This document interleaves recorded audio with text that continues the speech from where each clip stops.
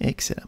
Fait que la première chose qu'on va regarder aujourd'hui, en fait, c'est plus un utilitaire, okay, qui va être utile quand vous déboguez vos différents projets dans Express. Donc, on avait vu que quand on part on va npm start ici, quand on part notre élément sur Express, puis qu'on s'en va sur notre site, si on décide de changer quoi que ce soit. Fait que ici, on pourrait avoir notre app.get sur test, puis on a notre fonction requête res.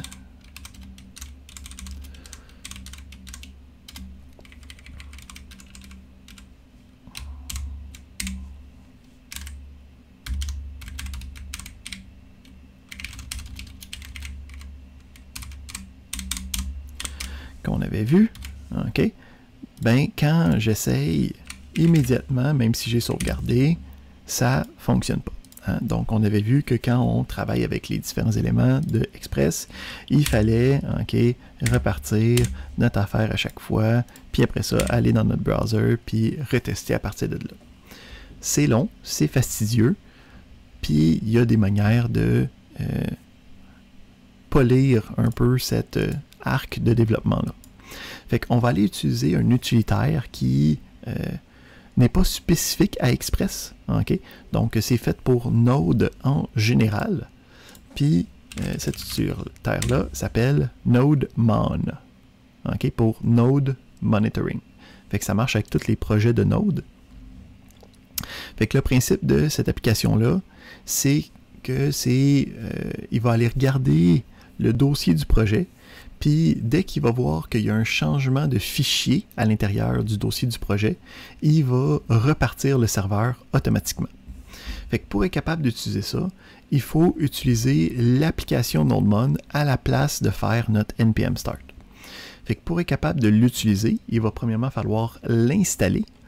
Pour l'installer, la meilleure manière, c'est de l'installer de manière globale.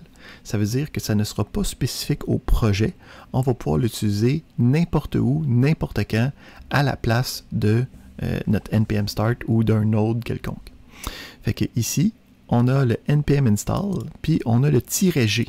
Donc le -g me permet d'installer cette application-là globalement, que ça ne soit pas dans le dossier courant spécifiquement, puis que ce soit toujours disponible. Fait qu'on peut faire le npm install nodemon. On va repartir notre affaire. On fait notre npm install nodemon -g avec notre -g. Je peux le faire n'importe où, même pas obligé d'être dans le dossier du projet, mais ça peut l'être. Ça l'installe nodemon, puis à partir de là, je peux partir nodemon à la place de faire npm start. Lui, il va automatiquement faire le npm start pour nous, puis va tester, voir s'il y a des modifications. Fait qu'on peut voir ici, ça continue de fonctionner. Mais si je décide de modifier, puis dès que je sauvegarde, on voit ici que NodeMon a fait « Oh, j'ai vu qu'il y a eu des changements, je repars l'application. » Puis quand je repars l'application, ben là, je peux retourner dans mon browser. Le browser, lui, il faut quand même le rafraîchir. Il n'y a pas de manière de le rafraîchir automatiquement. Mais on peut voir que ça nous enlève une étape dans notre cycle de développement. Fait que première chose aujourd'hui, on a NodeMon qui nous permet de rafraîchir notre serveur plus rapidement. Parfait. Fait que encore une fois, on est dans le framework Express qui se veut être un framework pour créer des applications, des API web. Donc, on avait vu ensemble la dernière fois les principes fondamentaux, comment créer, le principe de routage général. Donc, on va retourner voir ça un petit peu aujourd'hui. Si on avait vu ça, ça c'est bon. Où c'est que je voulais me rendre? C'était ici. Donc, en fait, on va aller commencer à regarder le principe de middleware. Donc, dans l'application, dans le framework Express, comment est-ce que la fonctionnalité est implémentée?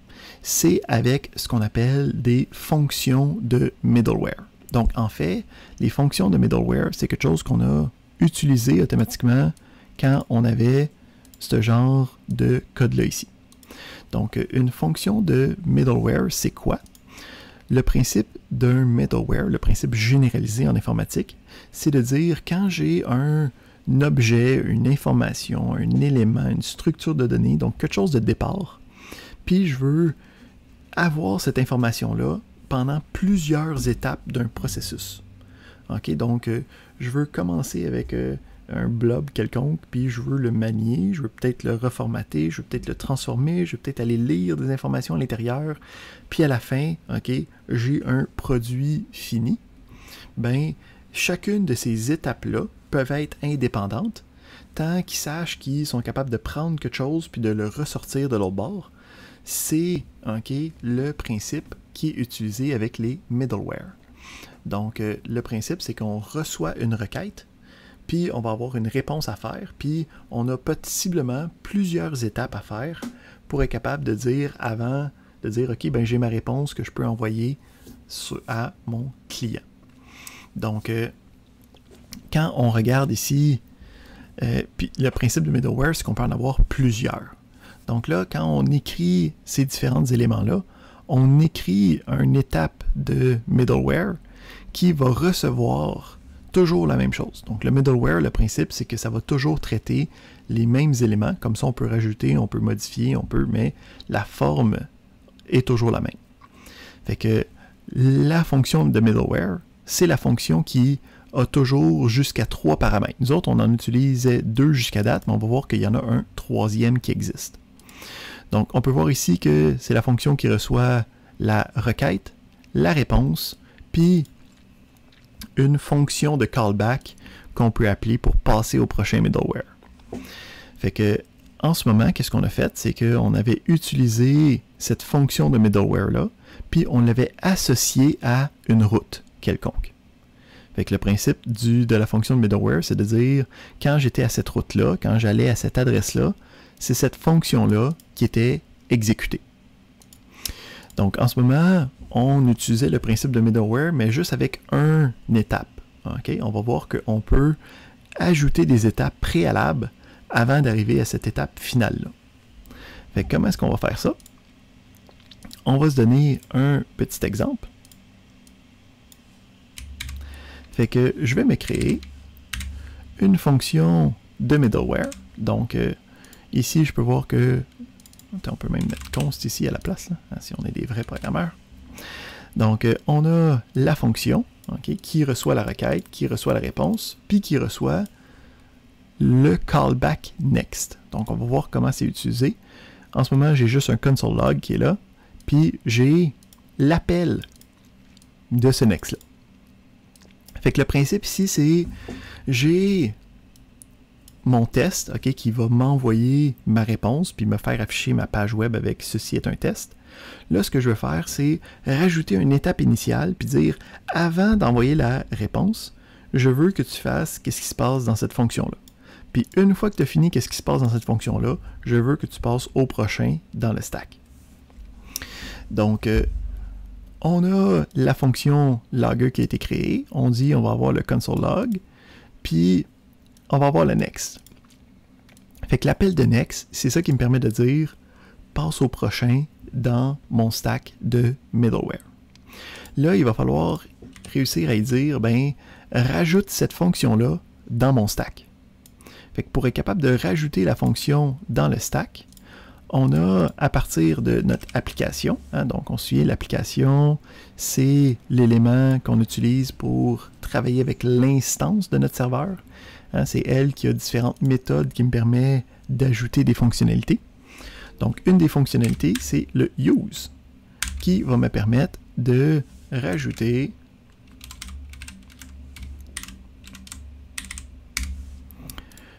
une fonction middleware qui va être utilisé pour toutes les requêtes. Fait qu'ici, on avait ajouté une fonction de middleware pour une requête qui était à une adresse spécifique. ben là ici, on fait juste dire pour toutes les requêtes, passe-les à travers ce middleware-là. Fait que voyons voir maintenant qu'est-ce qui arrive quand j'exécute la même requête. Je m'en vais à mon test. Ouais, ici, il faudrait que je sauvegarde mon affaire pour que ça fonctionne. Excellent. Donc, on peut voir, j'ai été à mon test. On peut voir, j'ai eu le logged qui a été invoqué. Puis après ça, ça l'a envoyé mon résultat. Donc, on peut voir ici que quand la requête a été reçue, il a premièrement été exécuté cette fonction de middleware-là. Puis après ça, en appelant le next, il a passé à la prochaine qui a exécuté. OK, il a vu que c'était dans le test. Fait que là, il a décidé que j'allais ressortir de l'information, renvoyer la réponse. Puis si on regarde en fait, quand j'étais sur la page, j'ai aussi eu cette indication-là, hein, qui me disait à quelle adresse j'ai été, avec quel code ça a été envoyé, avec combien de temps ça l'a pris pour envoyer la page. Ben, en fait, cette information-là, si on remonte, c'est donné par le middleware de Logger qui est fourni avec la configuration par défaut. Fait qu'on peut voir, c'est la même chose qu'on a écrit. Hein, c'est le app.use. Puis, on utilise ici une fonction de middleware. C'est juste que cette fonction de middleware-là est importée d'une autre librairie. Fait qu'on ne sait pas trop qu'est-ce qui se passe dedans. Fait que le principe ici, c'est que si j'enlève cette ligne-là, quand j'exécute ma requête, ça fait quand même mon middleware à moi que j'ai fait, mais ça ne fait plus le logger par défaut. Okay? Donc, on peut voir que cette fonctionnalité-là avait été ajoutée en tant que middleware pour être capable de l'utiliser facilement dans mon application. Fait qu'on peut voir ici qu'il y a quelques autres middleware qui ont été ajoutés automatiquement. Puis on va aller les voir, particulièrement les routeurs, dans quelques instants. Fait que le principe ici, c'est qu'on est capable, quand on travaille avec la requête, de la faire passer par plusieurs étapes. Puis, je peux même aller chercher des informations. Donc, ici, on voit que le middleware a la requête, a la réponse. Fait que je pourrais aller voir, c'est quoi cet objet-là de requête? Donc, cet objet-là de requête a un paquet de propriétés que je peux commencer à aller regarder. Fait que si, admettons ici, je pourrais aller chercher le original URL.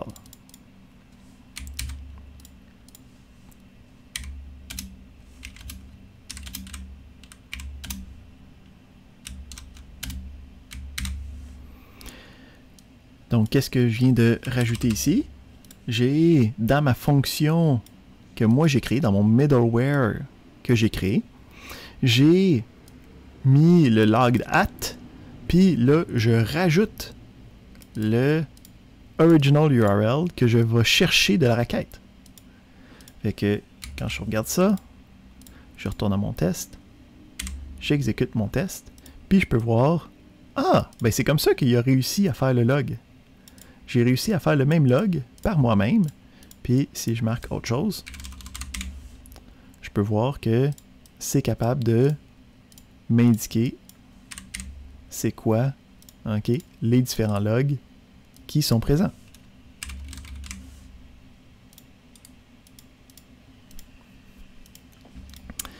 Alright. Donc, puis je peux marquer ce que je veux. Excellent. Ici, on continue. On a des possibilités, mais c'est pas des choses qui sont vraiment intéressantes. Moi, ce que je veux voir, c'est, si on retourne, comment bien utiliser différents middleware. Donc, on vient de voir comment utiliser ce qu'on appelle un Application Level Middleware. Donc, le Application Level, ça va dire pour toutes les utilisations, passe-les à travers ce middleware-là. Okay? Donc, à chaque fois que tu as une requête, que ce soit de n'importe quel type, traite-le, okay, comme si c'était mon affaire. Qu'est-ce qui est intéressant aussi, c'est d'avoir un principe de routage. Donc, le principe de routage, ça va être de dire, ben, on a ici un principe de routage minimal, un routage simple, qui nous dit pour telle route spécifique, va faire telle section. On avait vu qu'on peut aussi avoir des paramètres, on peut aussi avoir des expressions régulières pour le lien dans la route. Mais qu'est-ce qui va arriver? C'est si je commence à construire mon application, puis mon application commence à avoir plusieurs sections à l'intérieur, ben, je vais me retrouver avec un app.js qui devient très gros très rapidement. Fait que ce qu'on peut faire, c'est qu'on peut sectionner le routage total dans des plus petits routeurs que je vais attacher à mon application principale. Puis en fait, là, ce que j'ai, c'est l'application standard. Là. Okay? Puis dans l'application standard, on peut voir qu'il y a des routeurs qui sont utilisés. Fait qu'on va aller regarder leur utilisation, voir qu'est-ce qui se passe avec ça, puis qu'est-ce que ça me donne comme fonctionnement. Fait que je peux voir ici que j'en ai un à l'adresse users qui utilise le user router. Puis je peux voir que le user router est sorti d'un fichier qui est dans le dossier routes/users. Fait que si je retourne dans mon dossier routes, le /users, puis on va regarder qu'est-ce qui se passe là-dedans, on peut voir que on a à la place de l'app, on a le routeur qui est utilisé.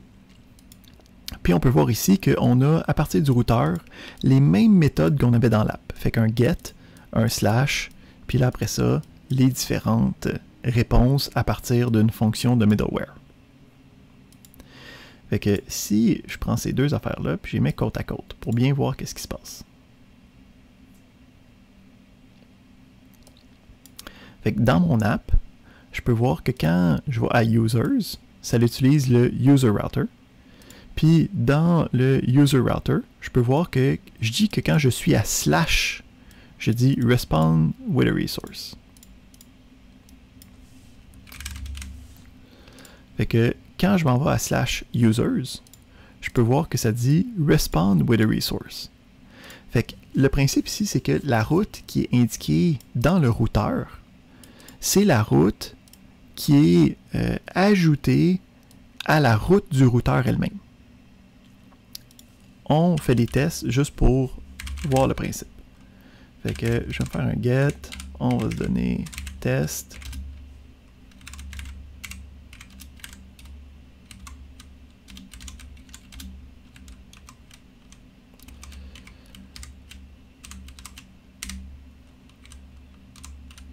On met un point virgule ici, puis on fait un res send dans le test. OK, ça repartit mon affaire. Fait que là, ici, si je retourne à Users, ça me donne encore celui-là. Mais si je rajoute à Users le /test, oh, là, ça devient intéressant. Parce que ici, j'ai juste marqué test. Mais j'ai pas juste marqué test dans mon adresse. J'ai marqué users/test. Pourquoi est-ce que ça me donne le résultat qui est ici?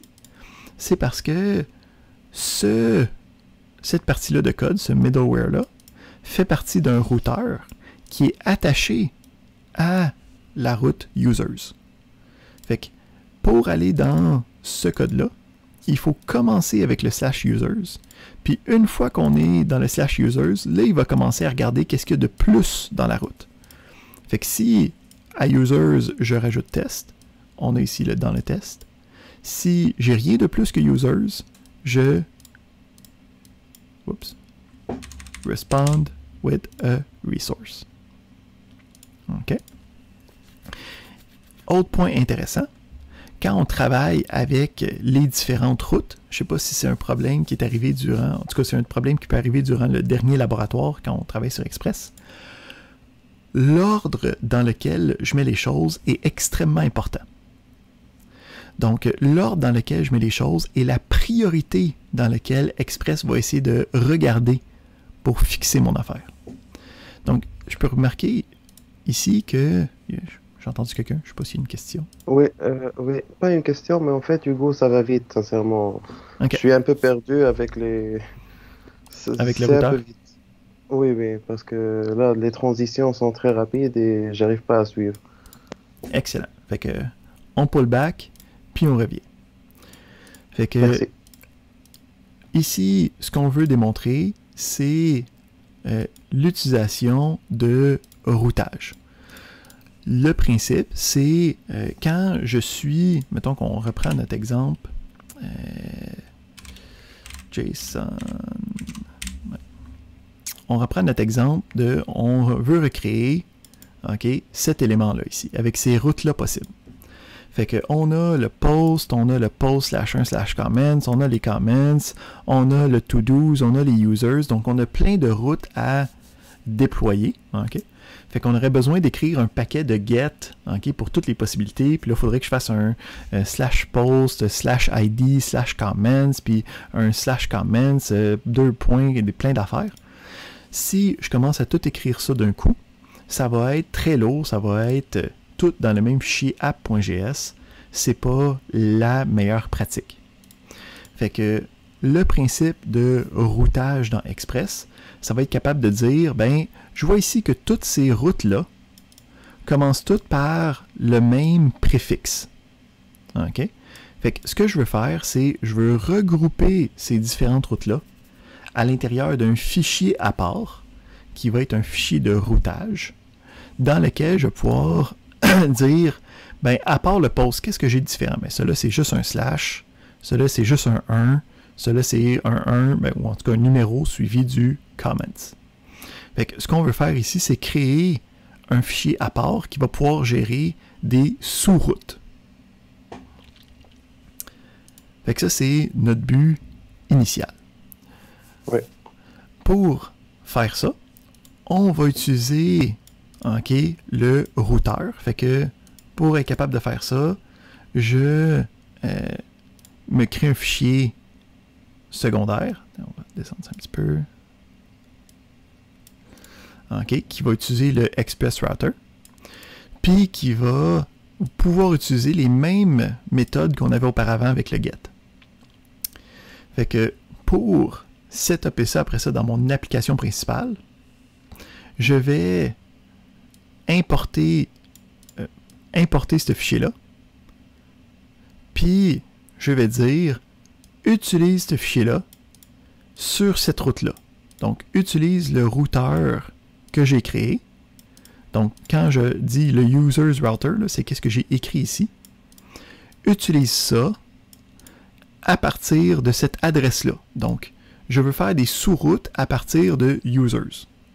Donc, users / quelque chose, ça va aller regarder dans le users router.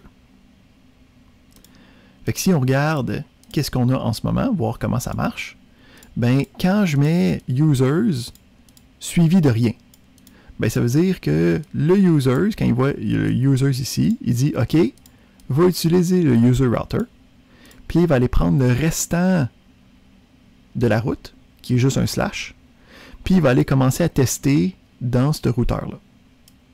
Donc, il fait comme, est-ce que c'est test? Non, moi, c'est juste slash. Est-ce que c'est juste slash? Ah oui, c'est juste slash à partir de où c'est que je suis dans ma sous-route. Fait que je vais répondre avec voici la ressource. Si j'essaye une autre sous-route, encore une fois une sous-route de users qui utilise le user router qui est ce code-là ici. Donc, à partir de la sous-route users, je peux ajouter le test, puis le test ici va fitter avec celui-là, fait que c'est cette réponse-là qui va être acheminée. Est-ce que ça va mieux avec ça? Oui, oui. Dans le fond, c'est juste pour organiser notre code. Au lieu de l'écrire tout dans le app, on va écrire un autre fichier pour regrouper les retours Les selon sous-routes de la même racine, là, ouais. Ok, Exactement. parfait. Merci. Excellent. Fait que où on jasait avant de faire ce petit retour-là, c'est de parler de l'ordre des éléments quand on travaille avec Express. Donc, l'ordre des éléments indique la priorité qui va être utilisée quand on travaille avec ces différents éléments-là. Puis, quand on travaille avec le middleware stack, là, donc on travaille puis on fait plein d'affaires, on arrête le middleware stack quand on renvoie une réponse. Fait que lui, en gros, quand il fait le send, il n'ira plus dans les autres middleware, même s'il en reste sur le stack. Fait que si on regarde ici, qu'est-ce qui est intéressant, c'est que dans l'ordre que je l'ai donné, on a l'utilisation des routeurs avant l'utilisation de mon logger. Fait qu'en ce moment, quand j'écris mes différents tests, à chaque fois que je fais une requête, que je paye sur Enter, j'ai rien qui est écrit dans mon logger. Mais si je change l'ordre de ces éléments-là, donc la seule chose que j'ai faite ici, c'est que j'ai pris l'utilisation de mon middleware, puis je l'ai activé avant d'activer les routeurs.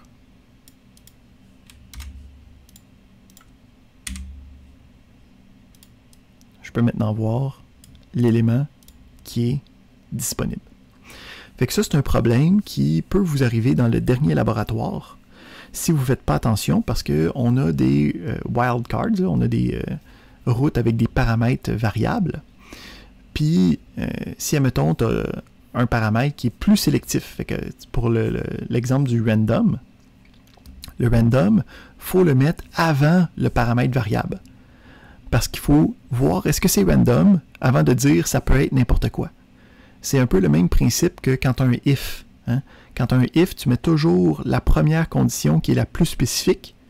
Parce que si tu mets la moins spécifique en premier, elle va catcher tout plein d'affaires, puis la deuxième plus spécifique va jamais être activée. Donc, quand on travaille avec les différents middleware, il faut faire attention à l'ordre dans lequel on les met pour s'assurer qu'on puisse attraper celui-là qu'on a besoin. Excellent. Donc, pour les middleware, il y en a plein qui existent. Hein? Donc, on peut voir ici, on avait vu le logger qui me permettait de voir des informations sur la requête. Hein? On peut voir aussi qui est déclaré au début. Hein? C'est là que c'est le plus utile. On en a qui me permettent aussi de travailler avec les différents cookies. Okay? Donc, on est capable de recevoir des cookies, on est capable d'envoyer des cookies, on est capable de regarder les cookies de session. On est capable d'avoir des envois d'éléments statiques. Donc, on a un middleware statique qui me permet d'aller chercher qu'est-ce qu'il y a dans le dossier public. Puis si j'essaie d'aller chercher, mettons, une image, il va directement me retourner l'image qui est dans ce dossier-là. Donc, il y a plein de middleware, mais nous, encore une fois, avec Express, on veut majoritairement se focusser sur le principe de créer des API. Donc, ce n'est pas des choses que nous, on va utiliser à outrance parce qu'on est déjà capable de faire une application front-end avec React qui me permet de faire la majorité des choses qui peuvent être intéressantes ici. Parfait. Fait qu'on a vu le principe de middleware, on a vu qu'il y en a plein qui existent, on a vu qu'on peut gérer l'ordre, puis on a vu le principe de routeur. Ça fait pas mal le tour des éléments que je voulais regarder avec vous aujourd'hui. Donc, encore une fois, aujourd'hui, un peu le calme avant la tempête. On n'a pas de laboratoire, de devoir, d'exercice à faire avec ce qu'on a vu aujourd'hui. On reprend nos énergies pour être capable de, mercredi, commencer le projet intégrateur de fin de session.